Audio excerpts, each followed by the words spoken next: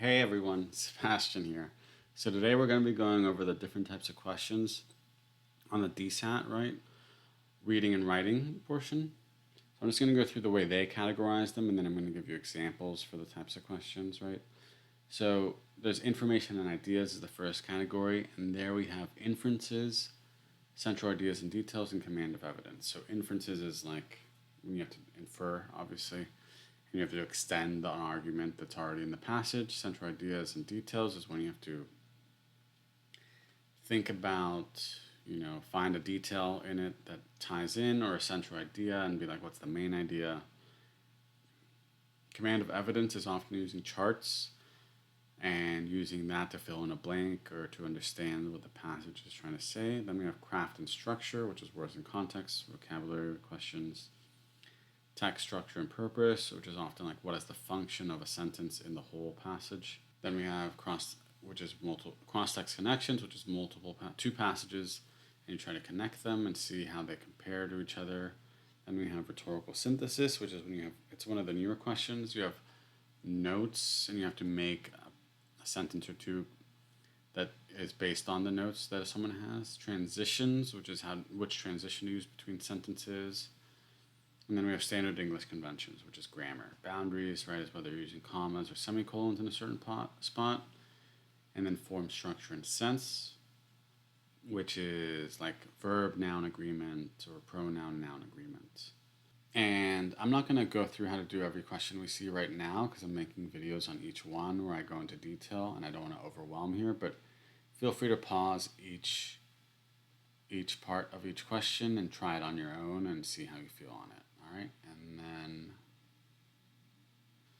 okay, so then we have, this is an example of an inferences question, right? We're not going to solve them here. I'm going to make videos going over strategy. Here I just want to go and show the example, right? So you have this passage in her 2021 article, Throwaway History Towards a Historiography of Ephemera. Scholar Anne Garner discusses John Johnson, a devoted collector of items intended to be discarded, including bus tickets and campaign pamphlets. Johnson recognized that scholarly institutions considered his expansive collection of ephemera to be worthless. Indeed, it wasn't until 1968, after Johnson's death, that Oxford University's Bodleian Library acquired the collection. Having grasped the item's potential value to historians and other researchers, hence the example of Johnson serves to blank.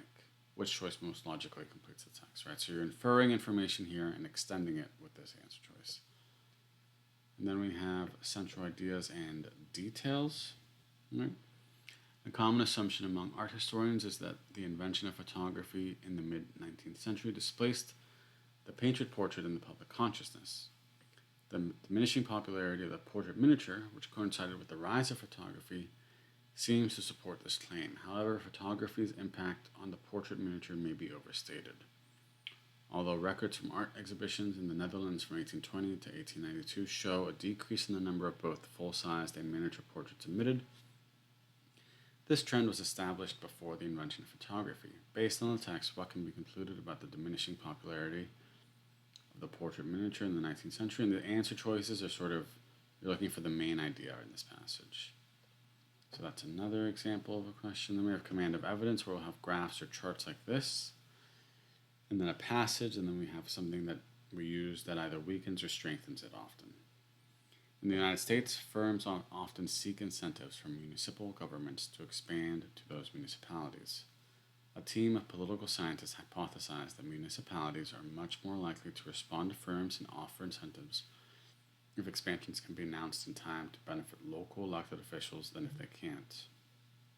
The team contacted officials in thousands of municipalities, inquiring about incentives for the firm looking to expand and indicating that the firm would announce its expansion on a date either just before or just after the next election. Which choice best describes the data from that graph that weakens the team's hypothesis? And then you have choices. Use the chart to figure that out. Then words in context, it's either fill in the blank or trying to understand a meaning of a certain word in it. So the gyro, a musical instrument traditionally made from dried and hollowed gourd, is thought to have originated with the Taino people of Puerto Rico. Players use a wooden stick to scrape along ridges cut into the side of the gourd, creating sounds that are highly blank. The sounds produced by gyros can differ based on the distance between the ridges, the types of strokes the player uses, and the thickness of the gird. Which choice completes the text with the most logical and precise word or phrase? Okay, so that's a classic one. Often one part of the sentence is giving you information that helps you fill it in. So I think the second part here will give you info and you can fill it in there. Great. Text, structure, and purpose. How lifelike are they? Many computer animators prioritize this question as they strive to create ever more realistic environments and lighting. Generally, while characters in computer animated films appear highly exaggerated, environments and lighting are carefully engineered to mimic reality. But some animators, such as Pixar's Sanjay Patel, are focused on a different question. Rather than asking first whether the environment and lighting they're creating are convincingly lifelike, Patel and others are asking whether these elements reflect their film's unique stories. Which choice best describes the function of the underlined question and the text as a whole? So we're focused on this, right? What's the purpose of that? And you have to think about how the overall text is structured to answer that. Then we have cross-text connections. Text 1, microbes are tiny organisms in the soil, water, and air all around us. They thrive even in very harsh conditions. That's why Noah Ferrer and colleagues were surprised when soil samples they collected from an extremely cold, dry area in Antarctica didn't seem to contain any life. The finding doesn't prove that there are no microbes in that area, but the team says it does suggest that the environment severely restricts microbes' survival. Text 2. Microbes are found in virtually every environment on Earth, so it's unlikely that they would be completely absent from Ferrer's team's study site, no matter how extreme the environment is. There are probably so few organisms in the samples that current technology couldn't detect them. But since a spoonful of typical soil elsewhere might contain billions of microbes, the presence of so few in the Antarctic soil samples would show how challenging the conditions are. Okay, and then you have answer choices, and you try to write based on the text. Ferrer's team and the author of text 2 would mostly agree with which statement about microbes. So we're trying to find where they agree. Even though it seems like overall there's a disagreement, they do have some bit that's agreeing. Then rhetorical synthesis is pretty unique to the SAT. I don't think I'd really seen it too much elsewhere. While researching a topic, a student has taken the following notes. Organisms release cellular material into their environment by shedding substances such as hair or skin. The DNA in these substances is known as environmental DNA or eDNA. Researchers collect and analyze eDNA to detect the presence of species that are difficult to observe. Geneticist Sarah Euler McCance's research team analyzed eDNA in water samples from the Florida Everglades to detect invasive constrictor snake species in the area. The study determined a 91% probability of detecting Burmese python eDNA in a given location. The student wants to use the study to an audience already familiar with environmental DNA. Which choice most effectively uses relevant information from the notes to accomplish this goal? And then we're giving the answer choices, right? So that is, you take these notes and try to compose a sentence or two that is answering the question that the student wants, right? Or is doing what the student wants. Then we have transitions. Samuel Coleridge Taylor was a prominent classical music composer from England who toured the US 3 times in the early 1900s. The choice of a West African author and an English mother, Coleridge Taylor emphasized his mixed-race ancestry. For example, he referred to himself as Anglo-African, period. Blank, he incorporated the sounds of traditional African music into his classical music compositions. Which choice completes the text with the most logical transition? And that would be in addition, right? Because that is showing how we're adding on to what he was saying about him emphasizing his mixed race ancestry.